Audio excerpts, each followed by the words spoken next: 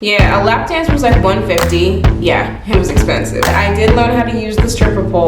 It would always start with him drinking. He said to me, "You're weak because you let your foster brother molest you." Punched me right in the face and he shattered the tooth out of my mouth.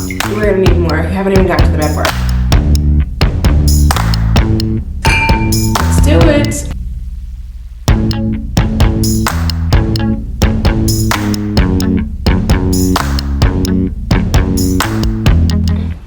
What's up, guys? My name is Joy and welcome to my channel. If you're new here, welcome, and if you're not new here, welcome back and thank you for coming back. So today's Liberated Femme is going to be a part 2 to my last video from last Friday. So I'm gonna actually give you guys a little quick sneak peek of what we were talking about. We never went on an official first date. You know, he pays for his rent in his apartment. It's just so hard. The struggle. He would dog my ex-boyfriend. My ex-boyfriend didn't really have any real friends. His best friend would like try to come on to me and he would be like, you know, he's not and you know, I could treat you so much better. And I would just be looking like, you don't have either. It's like, all right, I guess you're gonna be a stripper now. Now that we're all caught up, let's just jump right into this video. So I am an exotic dancer. I like to say exotic dancer. It makes me feel a little bit better. This is in Center City, Philadelphia. I worked at a club called Les Gals. Les Gals on Market Street. My ex-boyfriend had actually spoken to the club owner prior to me going to the club, and he let me know that. So I found that like kind of weird, but whatever, didn't think of anything at the time. I was very like oblivious. My ex said to me he hasn't been to this club in a long time, but he used to go to this club. Probably lies, obviously. It's all coming back to me now.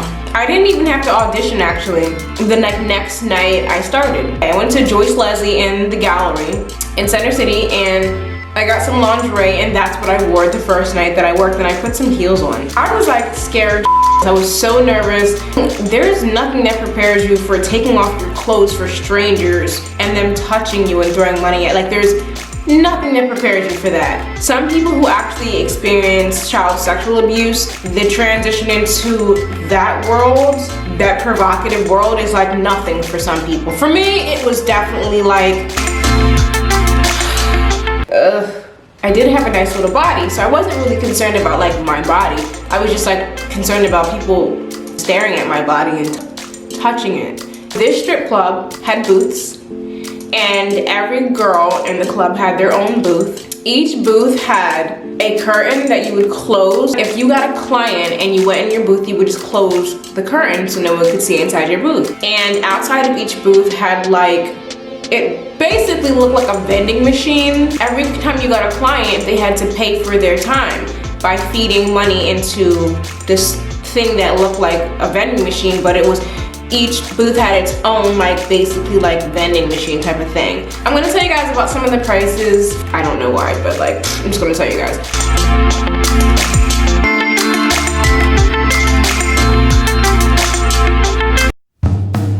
A lap dance was like $150. Yeah, a lap dance was like $150. Yeah, it was expensive. A hand job, yes, we did give hand jobs. Yes, I've given hand jobs at several strip clubs because this was not the only strip club that I worked at. I went on to look for other jobs after leaving this job. The rules and what went on was different for each club. So this particular club, they had hand jobs. Hand jobs I think were $250. And the club got like 40% and you took 60. There was another room where they had like porn playing and you could just pick whatever movie you wanted, and it had like a little couch in there. That room was $250 just to get into that room. There was a bondage room that was $350 to get beat up. And then there was the second floor. The second floor was for couples. So if a couple came in and they chose a girl, they would go to the third floor. So there were 3 floors to this building. The first floor was the bookstore that sold, you know, porn and dildos and lubricants and all that jazz. And then the second floor was the club, and then the third floor was like the third floor of the club that had like that section for couples. I never went to the third floor. I declined the couple because the woman was pregnant, and I was just like, yeah, I don't do that. Like, I just don't. The rules for this club was no licking, no sucking, no which was great. It worked out really, really well. I mean, like, I didn't want to take up the clothes for money, but like, you know, hey, here we are. There were cameras in each and every girl's booth. And they were girls that have been there for like 20 plus years. Because the girls that have been there for like 20 plus years worked during the day and had their regular customers. I did learn how to use the stripper pole. Because like, I ain't got much to shake. So I was like, look, I guess I'm just gonna have to like, you know, wrap around the pole like a hula hoop, and hopefully that will entertain people. So I did learn how to use the pole, and I learned some tricks, and I made a decent amount of money. I made a lot of money. Some days I could make between $300 and $500 a night. I made a lot of money, because I know that's like the question. I was able to keep up with my bills at school, but I didn't know that there's a dry season in stripping. So I'm working at the club, making decent money. I work like, I think 9 p.m. to 2 a.m. or 1 a.m. So I would have to take a taxi home every single night. I would get paid in cash every single night. Things were going well. Then there was a dry season with the strip club. With the dry season that actually hit in like the summer, because most of the people in Center City, most of the businessmen are on vacation. It's not that you can't make any money, it's just you're not gonna make as much money. Like, you know, a regular Joe coming in spending $50 on you in tips and whatnot, that's nothing compared to leaving and making, you know, $1,000. With the dry period, I fell behind on my payments for school and I had to move out. I had no other choice. My ex-boyfriend had been staying with me at my dorm for a couple of months because his electricity at his apartment got shut off. So since his electricity got shut off, he was in the dark. His water even was off at one point too. At the same time his electricity was off, his water was off. So he couldn't even flush his toilet, and there was in there. When I fell behind my payments and I had to leave campus, he was like, well, why don't you move in with me? And I was just like, you know, I didn't want to ask him, but I was just like, honestly, any place is better than, you know, having to walk that walk of shame and have that failure, because I was going to end up having to go back home, which was at my best friend's parents' house, and that was in Abington. So everybody was going to know that I failed. So I was just like, look, he lived in Mount Airy at the time, and that was far enough from everyone else that I could just, you know, just kind of disappear. Maybe no one will ever notice that I didn't finish fashion design school. My expectations for myself were just ridiculously high, because the expectations for me were always so ridiculously high and unrealistic. So I didn't think about the fact that I came from, you know, a train wreck. I didn't think about the fact that I literally just crawled from the crash. I didn't think about any of that. I expected myself to be where everybody else that graduated with me in 2006, I expected myself to be done college in time and be established like everybody else was. I didn't factor in anything that happened to me psychologically. I set the bar for myself very, very high. So, because my ex-boyfriend said, yeah, move in with me, I was just like, okay. So we move in. The definition of trifling, I don't think like his apartment touches it. I mean, the apartment still was trashed. Now, given the fact that his power was out and his water was off, you know, you can only use your imagination as to what I was walking into. However, the apartment was trashed, so he was taking care of the apartment regardless. Everything that was inside the refrigerator had mold and it went bad, and you can smell it. And if you've ever lost power in your house, the smell that dairy and mayonnaise, like the smell that it produces from being soiled, from it going bad in your refrigerator, you can never forget that odor. It's like you scrub so vigorously to get that nasty ass smell out. It's like ingrained in your memory. His apartment smelled like he dropped a dead body in it. And he had roaches everywhere. He had roaches everywhere. We're gonna need more. We haven't even gotten to the bad part. He had roaches everywhere. When you would like move anything off of the floor, you would just see a army of those just scatter. Oh God, just scatter, just scatter. There were roaches everywhere. And they were like those little, I don't know what it is, but those, you know those little black dots they leave everywhere? I don't know what that's, their eggs, their babies. And the bathroom, the toilet was full of piss. These are all major red flags. My ex-boyfriend smoked. So his bathroom sink, the bathroom sink was clogged a little bit, so the drain was really, really slow, and the bathroom sink itself just turned into an ashtray. So there was like nothing but like a bunch of ashes in there, like little buds everywhere. So you got the odor of the toilet that you can't flush. Oh God, just talking about this, these odors are like coming back to me because you just don't forget them. It's like, oh. You've got the refrigerator full of food that he didn't throw out. I guess because it was dark in the apartment, so it was probably hard to clean it out. You could have opened the shades and did it during the day. The way the apartment looked, it was like he was going to abandon it. He just hadn't been evicted yet. I have to get the power cut back on and get the water cut back on because my contribution, my half of the rent, was I was still making enough money to pay. My rent at school was $2 grand a month. I still made enough money at the club to afford living with him. I then went and I cleaned his entire apartment. I bombed his apartment like 4 different times, all in a row, all in one day to kill all of the roaches. I cleaned everything. And then he was like working at Radio Shack at this time, so he was just like going and like, I don't know, doing whatever it is you do at Radio Shack. I was home during the day anyway because I worked at night at the club and I was cleaning everything and keeping everything good.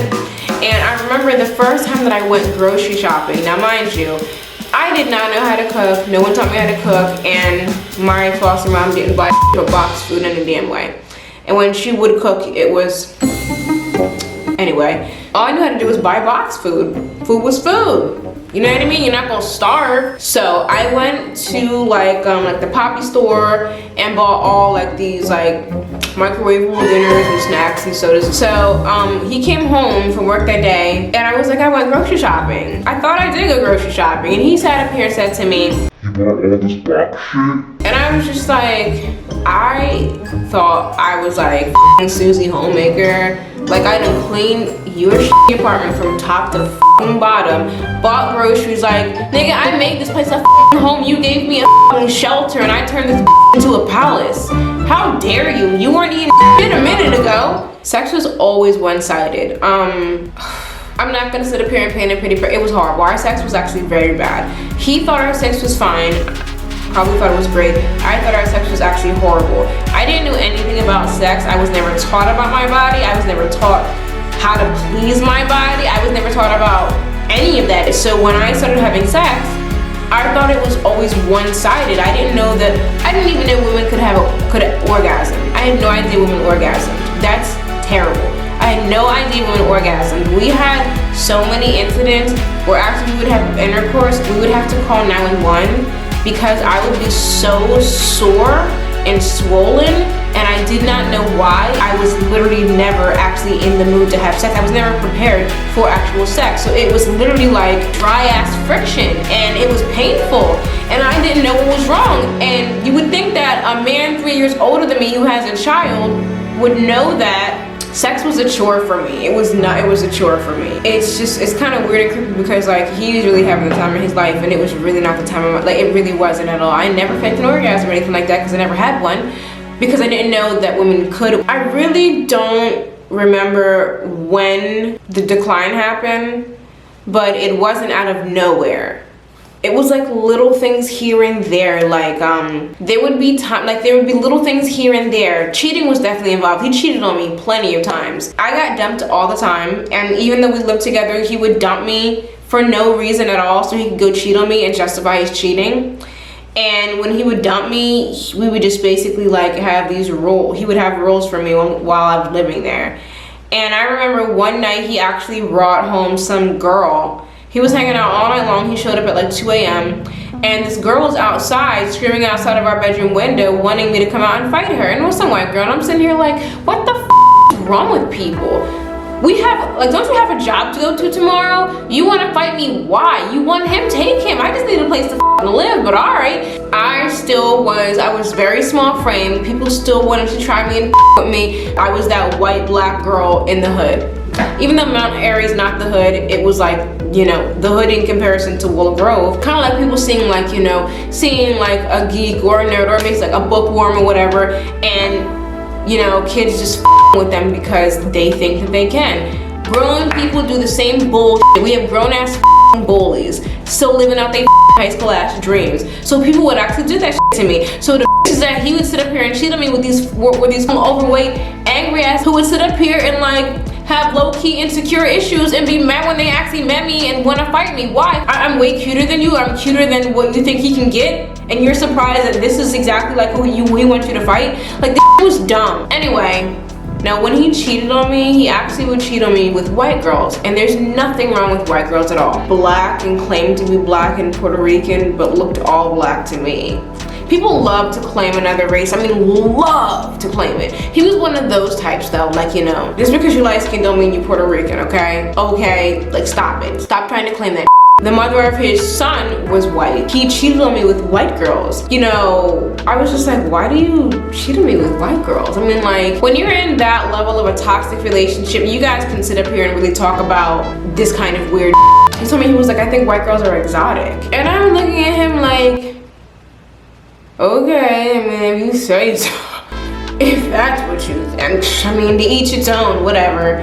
My ex-boyfriend was, I'm not gonna even sugarcoat it, he was an alcoholic. He was an alcoholic. He would drink 40s and he would drink them all day long, every single day. And in the morning after he would wake up, he would drink the 40 that he left on the floor by the bed. He was an alcoholic. I really don't remember why we started to bump heads, because like, it must have been like the infidelity, because like, for the most part, I would just pretend I didn't see shit. I wouldn't challenge anything because, again, still I was living in his apartment and I was not on the lease, and I knew that much. Like, as gullible as I was intelligent enough to know that like, I can get kicked out still. Doesn't matter if we're in a relationship, you can kick me out. So I never really got out of pocket. But because he was an alcoholic, we would be arguing over like the dumbest stuff. It would always start with him drinking. The first time that he hit me with a mug. He had a mug in his hand and he hit me with a mug. And I literally can't remember anything up to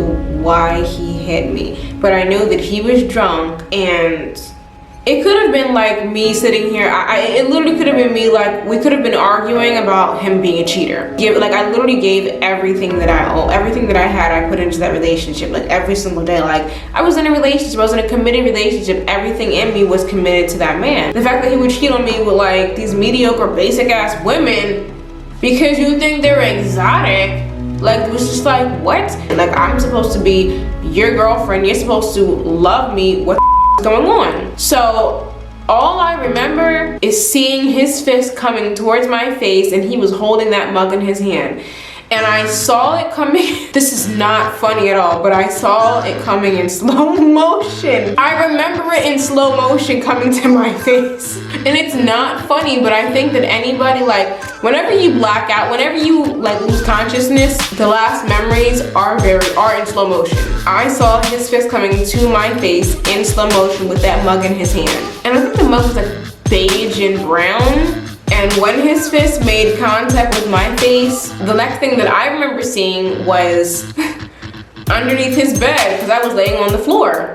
And when I opened my eyes, I saw underneath his bed. After that, all I hear him saying is, "Get up, stop playing, get up, stop acting like you hurt, get up." And I'm sitting here thinking in my mind, like, this nigga's f***ing out of his f***ing mind. My ex-boyfriend used a tactic called gaslighting when he would abuse me, and basically he would make it out to be like my reaction to him hitting me was just so obscene and so over dramatic, and it just wasn't that serious. I didn't hit you that hard. And that was how he used the same tactic that my foster mom used. So I would think that like the abuse that the sexual abuse that I experienced with my foster brother, I would think that like it wasn't that big of a deal. It was bad, but it wasn't like, you know, it wasn't that serious.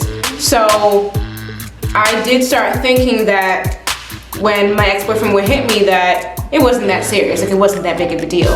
And that was how I separated domestic violence from, even though I was in denial, I wouldn't tell anybody that he was hitting me because I was embarrassed, because who the hell stays with somebody that hits them? I needed it to work. I needed to prove it to myself. Like, I needed to be able to prove it to myself that I wasn't gonna just give up on him. And not that he was ever sorry, because he never apologized. I was making a masterpiece out of a disaster. I was constantly trying to find the silver lining in the situation, constantly trying to find, you know, the white light. The only way we ever stopped fighting is if I would submit and apologize and give in, so I would have to obviously make everything my fault. It's starting to go down like water. That's probably not good.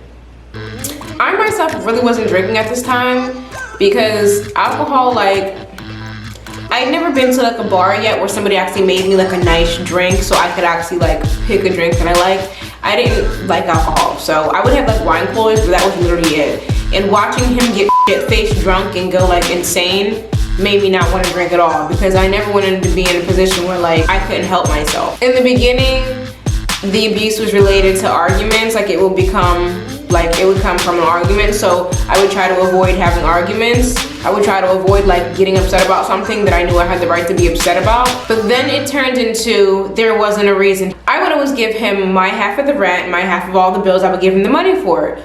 Well, he would take my half of the money and he wasn't giving it to the landlord because we would still get eviction notices. So he was taking my half of the money and spending it on alcohol, because when he didn't have money from his little job, because he was constantly getting fired, so he was always in between jobs. When he didn't have a job, he would need money, and I always had money because I was always working, so he would actually take the money that I would give him for bills and use it on cigarettes and alcohol for himself.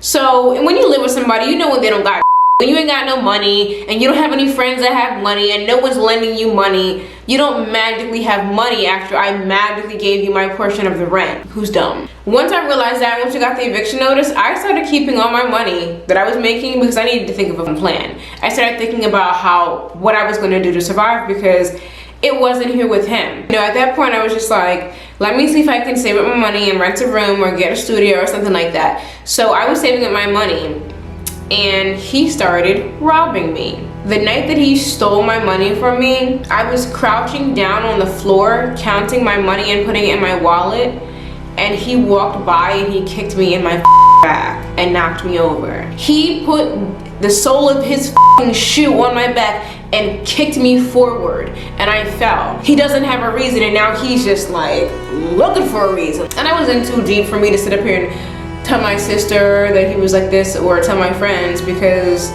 I didn't really have a plan on what I was gonna do as far as like how to leave him, because you know, like, I did love him, I guess. Some of the things that he used to say to me, like, he said a bunch of bad to me, but one of the things that he said to me that I will never forget, I'm sure if he sees this video he knows, like, I'm sure all of these events are all resurfacing. I mean, not that I care for him to actually own up to the statement. I was there, I saw it, I heard it, I watched your lips say it, so I'm not pressed about you admitting. That's not the purpose of this video anyway. This was the first real relationship I had outside of my house when I left home after 18, and I told him all about my childhood and my foster brother, my foster mom, and all that stuff. And I remember in an argument once he said to me that I was weak. He said to me, "You're weak because you let your foster brother molest you." And I was just like, well, what do you say to that? Say, it hurt my feelings deeply. So I just cried. I started crying, I cried. And it led to a really bad fight. And on many occasions, he would literally drag me out of our apartment that we lived in together and lock me out. He would literally drag me by my hair, by my clothes. He would drag me physically out of the apartment and lock me outside so I could not get in.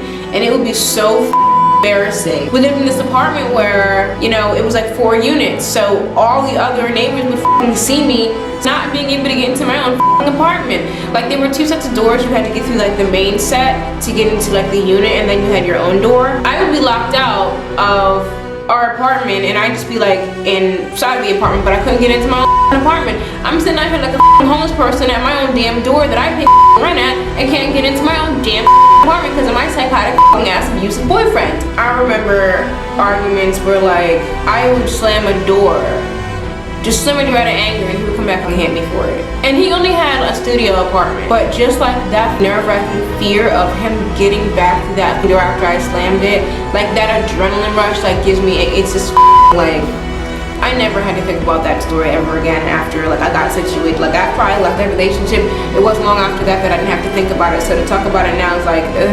When I want to say like 15, I had to get a root canal done on like a side tooth, and my foster mom was pissed off about it because she had to pay for it to get done. Like I guess like the copay was too much. Don't know why, because we had government insurance because we were foster kids and you were getting a check from me, but okay. Well, my foster mom, she was really mad about it, and she said to me, she was like, I should make you pay for this yourself. Got the root canal done, never got it capped because the cap is like $400, and my foster mother literally never took me back. So I never got it capped. So the tooth over time became really, you know, it became brittle, and it was weakened. Well, one of these fateful arguments, my ex-boyfriend punched me right in the face and he shattered the tooth out of my mouth. I remember like just how embarrassed I was because I grew up being told that I had a beautiful smile, and I will never forget, like I'm never gonna forget. And it is the reason why when I laugh, I put my hand over my mouth. My God, I was so embarrassed. But now not so much. Everyone's got that like everybody must have got that shit knocked out. All the abuse that he had ever done to me, I didn't have bruises, I didn't have marks. Because I was so dark. He was very careful. He went to like some special military school, which plays a huge part. He went to a special military school when he was like a kid or whatever in New York.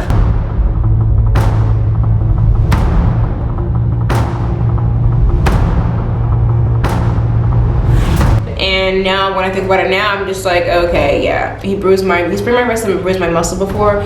But then he started choking me. And when he started choking me was when I was like convinced. I was just like, he's gonna probably kill me by accident. Because he is already convincing himself as a sociopath, he's convincing himself and trying to convince me that the way he puts his hands on me, it's not that bad. It's just to scare you, just a little bit. Not that serious, not that bad, just smacking you around, just a little bit, just want to show you who's boss. Well, when he started choking me was when I was just like, all right, so this is just totally different. I basically became used to his abuse and numb to like the things he would say and the things that he would do to me. When he graduated to choking me was when I was just like, yeah, I think he might accidentally kill me. You don't like, what I mean by accidentally kill me, I meant like, I was numb and used to his other abuse, so for him to choke me, I was just like, this is bad, this is way worse. All of it was bad, but this was like way worse because I literally don't remember the first time why he choked me, but I knew we were arguing. And I remember feeling my whole head felt like the way your arm falls asleep, when your arm or any body part falls asleep, that tingling sensation, my whole head felt like that, and it got really, really hot. And my ears, basically all the blood was rushing. All the blood was rushing to my head, and I like, you just never forget what the to be choked like that. I remember like I couldn't feel my legs anymore, like I couldn't feel anything beneath my neck. All of the feeling in my body was gone, and all the feeling was in my head, everything from the neck I was completely numb. And the tears were coming out of my eyes.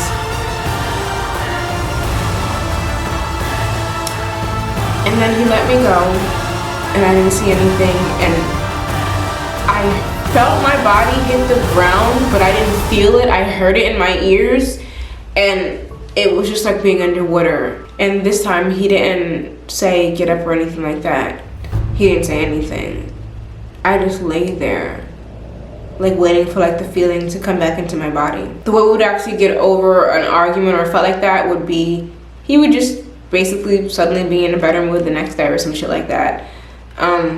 He wasn't the type to shower me with gifts or anything like that, nothing like that. Because we were getting evicted, his mother stepped in and decided that she was going to help him and that she would pay all his back owed rent provided that he dumped me. This woman, you know, she adopted him. He was also adopted, and this was her only child. This was her rising star and her, you know, her angel, such a good boy. And she thought that, I mean, he obviously was telling her I was like the troubled one. She thought that all of his struggles and troubles were related to his relationship with me. So she figured if you just get rid of her, all the problems will disappear. So He actually did that. He dumped me and kicked me the out of his apartment so his mother would pay his back owed rent, so he'd have a place to live. Hey guys, my camera battery died, so I figured it would be the perfect opportunity to change my outfit while my battery charged. So this is the look for the remainder of this Liberated Femme video. Okay, so we have red berry. We have red berry Ciroc, and it just coincidentally matches my dress. Let's do it. Just think it's the right thing to do at a time like this.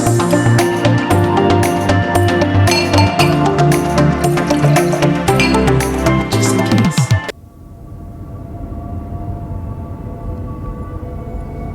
He got me a kitten.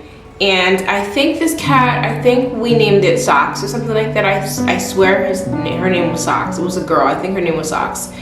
I was grateful. Long story short, this cat ended up dying because he ended up killing the cat. It raised a huge red flag to me when it happened because I had always known growing up that it was very, very, you know, ominous and strange and something to be weary of when somebody harms animals, especially if they're children. It's normally a sign that that person could be a sociopath, could end up, you know, basically going completely insane and, like, you know, harming and killing other people. Abuse is abuse. You know what I mean? There's no way to measure it.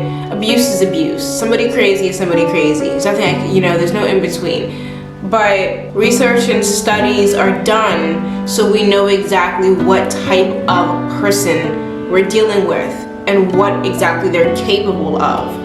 And it's not good, it's never good, it's not normal, it's not, I think anytime that you're capable of abusing anyone, you're capable of abusing anyone. No one is off limits, no one is exempt, but it's just a different, it's a deeper, demented type of sickness when somebody gets joy and pleasure out of harming and killing animals that are defenseless.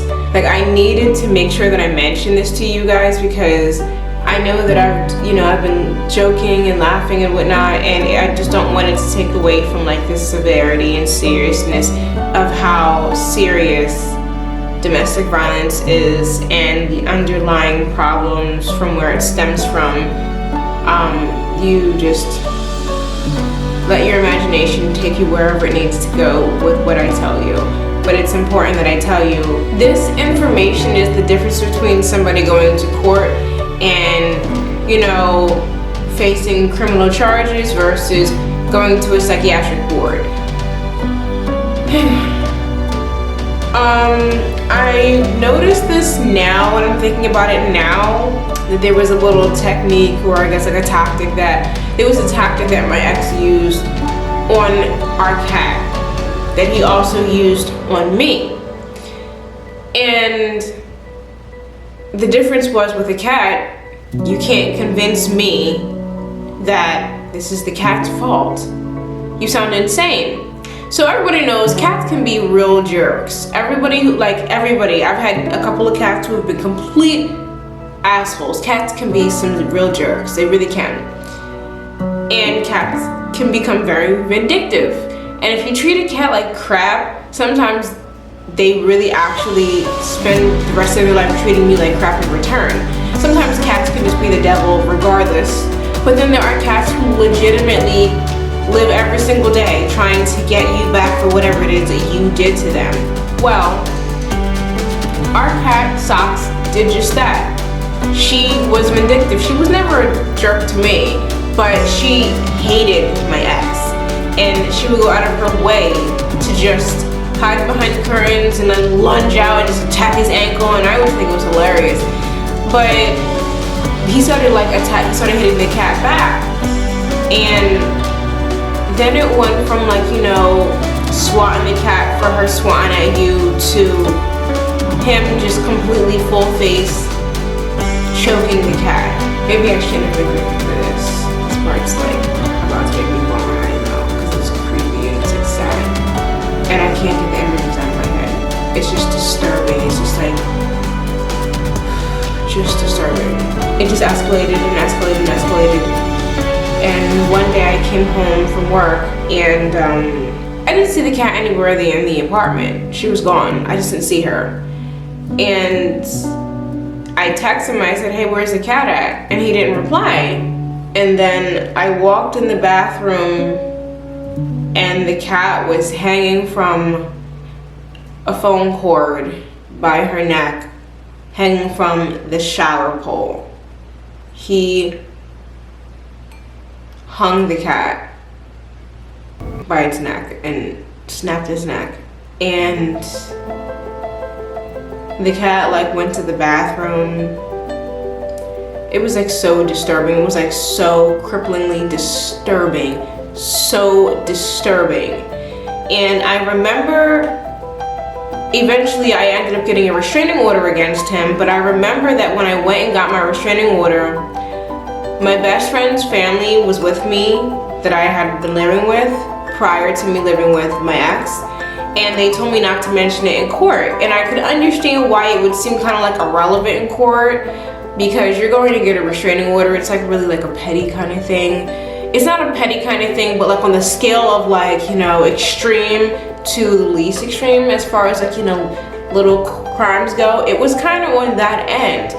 And because it wasn't like I was coming in on crutches with a broken neck, I was coming in because he like actually wouldn't leave me alone after I left, after he kicked me out, and I'll go into that. But they didn't want me to bring it up in court because I guess it would seem kind of like, well, at the time I was much younger and I didn't really have like the articulation that I have now, so like I really wasn't sure how I was going to narrate that portion of information in, and I guess I did think that it was like, just don't even mention it. But right now and today and the times we live in now, like I said, that information is the difference between you getting charges pressed against you and you getting charges pressed against you and you getting put away because something is mentally literally wrong with you and you are a hazard to the public well-being and to animals. You know what I mean? Like, there's a different set of steps to take place when that kind of information is mentioned and taken seriously and into consideration.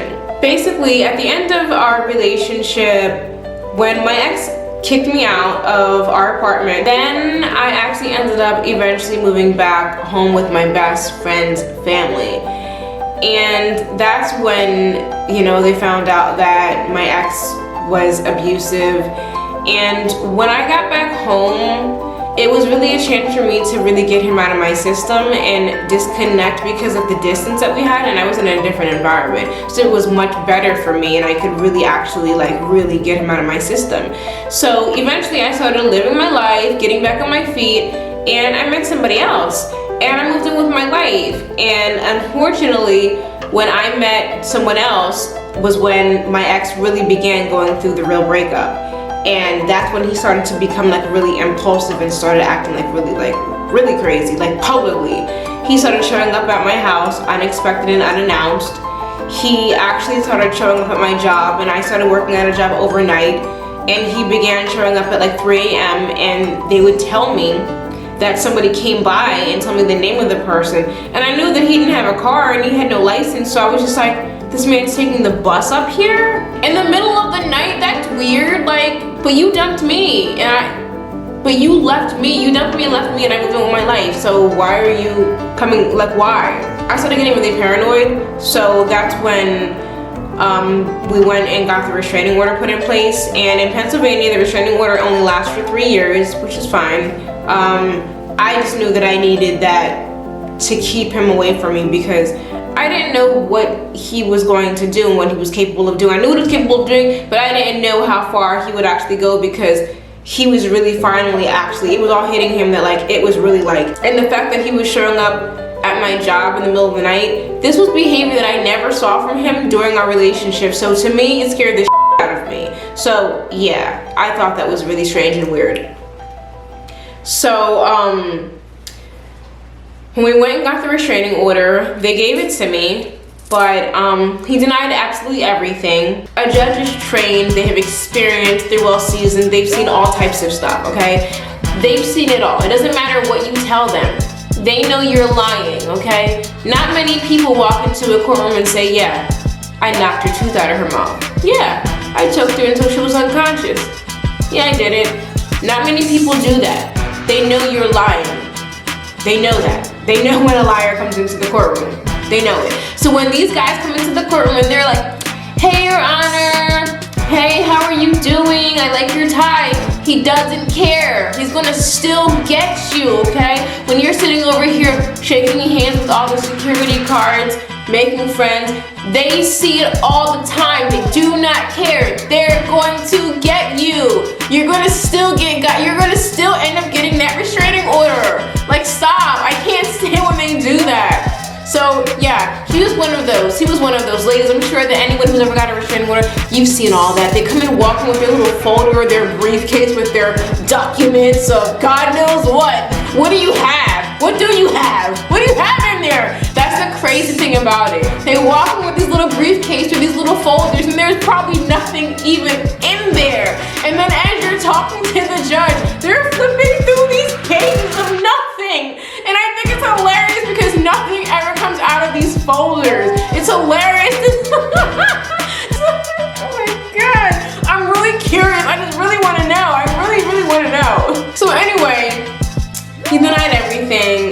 The judge obviously saw through him and gave me the restraining order. It did expire, but I don't even know why Pennsylvania only has them as temporary, but whatever. At the end of the hearing, they know he asked you if there's anything that you want to ask the defendant, and I didn't have anything to ask him. I didn't really have anything that I wanted to say to him because at the time I was really like, I was embarrassed because I was talking about really personal, embarrassing things that I had never told anybody in front of my best friend's family, and she was there too because the judge was a stranger. This was my very first time going to court to get a restraining order. You know, everyone in there was like watching me, all eyes were on me, and I was talking about really deeply personal information that was very embarrassing to me.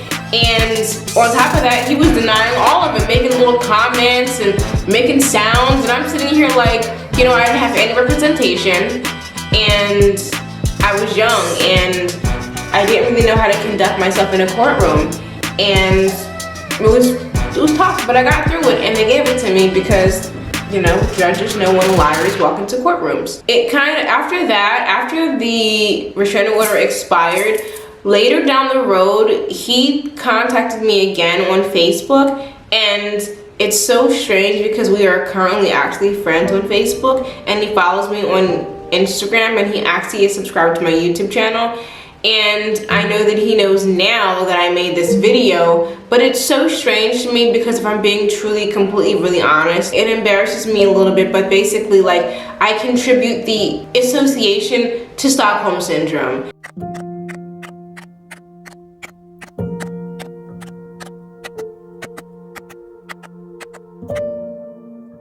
Not so much that I wanted to protect him, but because I never actually faced him, I never cut him off.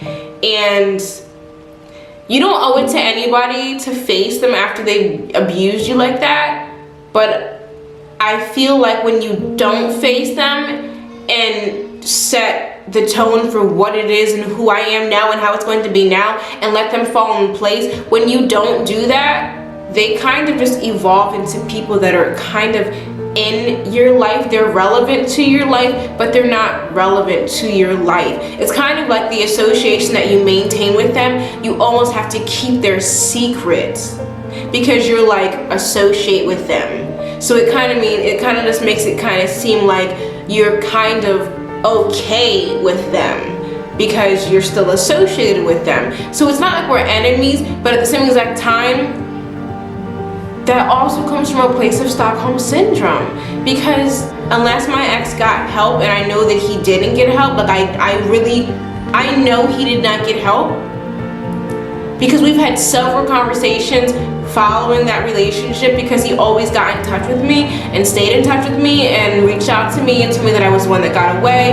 And even when he was engaged and everything like that, and he was still messaging me and things like that. And it's kind of like the breakup never really happened. Even though I moved in with my life, dated many other people, had kids and all that, he told me even once about my oldest son that he felt like my oldest son was supposed to be our son. I don't feel weird about making this video because I feel that I have a greater obligation to share what I've been through to raise awareness about domestic violence to help women. That's where I feel my obligation lies.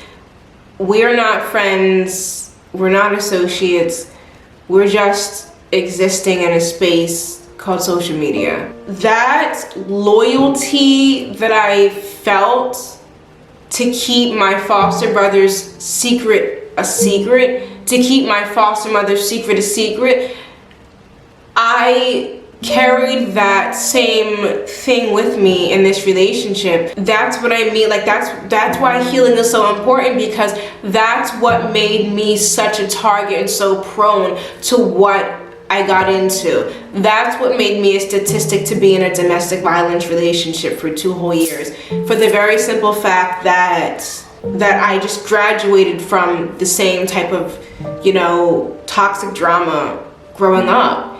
And I just transitioned to the next thing. And I walked right into it because I didn't know any better. And internally, I didn't think I deserved any better. My ex-boyfriend, he knew the moment that he met me that I had all the potential that I had to be who I am today. He knew it. I'm pretty sure he never knew that I'd be making this video, and it's not personal. It's just that, you know, I have an obligation to women, so it's not really personal. It's not about you. It's about me, though.